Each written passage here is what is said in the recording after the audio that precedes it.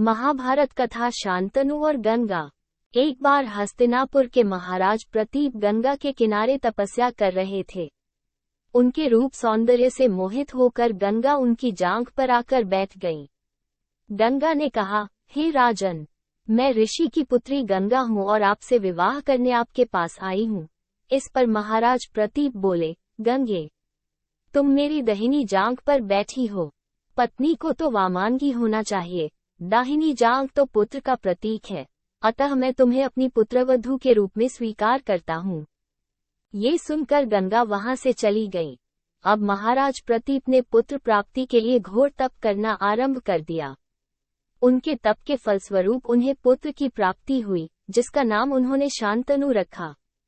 शांतनु के युवा होने पर उसे गंगा के साथ विवाह करने का आदेश देकर महाराज प्रतीप स्वर्ग चले गए। पिता के आदेश का पालन करने के लिए शांतनु ने गंगा के पास जाकर उनसे विवाह करने के लिए निवेदन किया। गंगा बोली, राजन, मैं आपके साथ विवाह तो कर सकती हूँ, किंतु आपको वचन देना होगा कि आप मेरे किसी भी कार्य में हस्तक्षेप नहीं करेंगे। शांतनु ने गंगा के कहे अनुसार वचन देकर उनसे विवाह कर लिया। गंगा के गर्भ से महाराज शांतनु के 8 पुत्र हुए, जिनमें से 7 को गंगा ने गंगा नदी में ले जाकर बहा दिया और अपने दिए हुए वचन में बंधे होने के कारण महाराज शांतनु कुछ बोल न सके। जब गंगा का 8वां पुत्र हुआ और वह उसे भी नदी में बहाने के लिए ले जाने लगी तो राजा शांतनु से रहा न गया और वे बोले, गंगे, तुमने मेरे 7 पुत्रों को नदी में बहा दिया, किंतु अपनी प्रतिज्ञा के अनुसार मैंने कुछ न कहा। अब तुम मेरे इस 8वें पुत्र को भी बहाने जा रही हो। मैं तुमसे प्रार्थना करता हूँ कि कृपा करके इसे नदी में मत बहाओ। महाराज शांतनु की बात सुनकर गंगा ने कहा, राजन, आपने अपनी प्रतिज्ञा भंग कर दी है, इसलिए अब मैं आपके पास नहीं रह सकती। इतना कहकर गंगा अपने पुत्र के साथ अंतर्ध्यान हो गई। तत्पश्चात महाराज शांतनु ने 36 वर्ष ब्रह्मचर्य व्रत धारण करके व्यतीत कर दिए। फिर एक दिन उन्होंने गंगा के किनारे जाकर गंगा से कहा, गंगे, आज मेरी इच्छा उस बालक को देखने की हो रही है, जिसे तुम अपने साथ ले गई थी। गंगा एक सुंदर स्त्री के रूप में उस बालक के साथ प्रकट हो गई और बोली, राजन, यह आपका पुत्र है तथा इसका नाम देवव्रत है, इसे ग्रहण करो। ये पराक्रमी होने के साथ विद्वान भी होगा, अस्त्र विद्या में ये परशुराम के समान होगा। महाराज शांतनु अपने पुत्र देवव्रत को पाकर अत्यंत प्रसन्न हुए और उसे अपने साथ हस्तिनापुर लाकर युवराज घोषित कर दिया। एक दिन महाराज शांतनु यमुना के तट पर घूम रहे थे कि उन्हें नदी में नाव चलाते हुए एक सुंदर कन्या दृष्टिगत हुई। उसके अंग अंग से सुगंध निकल रही थी। महाराज ने उस कन्या से पूछा, हे देवी, तुम कौन हो? कन्या ने बताया, महाराज, मेरा नाम सत्यवती है और मैं निषाद कन्या हूँ।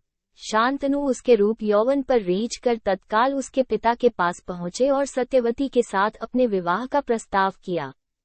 इस पर निषाद बोला, राजन, मुझे अपनी कन्या का आपके साथ विवाह करने में कोई आपत्ति नहीं है, परंतु आपको मेरी कन्या के गर्भ से उत्पन्न पुत्र को ही अपने राज्य का उत्तराधिकारी बनाना होगा। निषाद के इन वचनों को सुनकर महाराज शांतनु चुपचाप हस्तिनापुर लौट आए। सत्यवती के वियोग में महाराज शांतनु व्याकुल रहने लगे। उनका शरीर दुर्बल होने लगा। महाराज की इस दशा को देखकर देवव्रत को बड़ी चिंता हुई।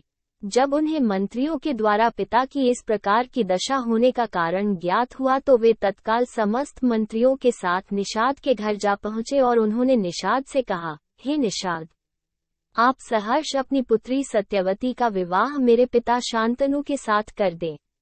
मैं आपको वचन देता हूँ कि आपकी पुत्री के गर्भ से जो भी बालक जन्म लेगा वही राज्य का उत्तराधिकारी होगा। कालांतर में मेरी कोई संतान आपकी पुत्री के संतान का अधिकार छीन न पाए। इस कारण से मैं प्रतिज्ञा करता हूँ कि मैं आजन्म अविवाहित रहूंगा।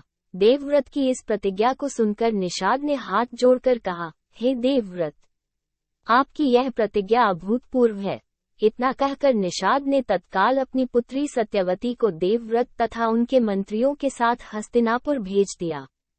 देवव्रत ने अपनी माता सत्यवती को लाकर अपने पिता शांतनु को सौंप दिया। पिता ने प्रसन्न होकर पुत्र से कहा, वत्स, तूने पितृभक्ति के वशीभूत होकर ऐसी प्रतिज्ञा की है जैसी कि न आज तक किसी ने की है और न ही भविष्य में करेगा। मैं तुझे वरदान देता हूँ कि तेरी मृत्यु तेरी इच्छा से ही होगी।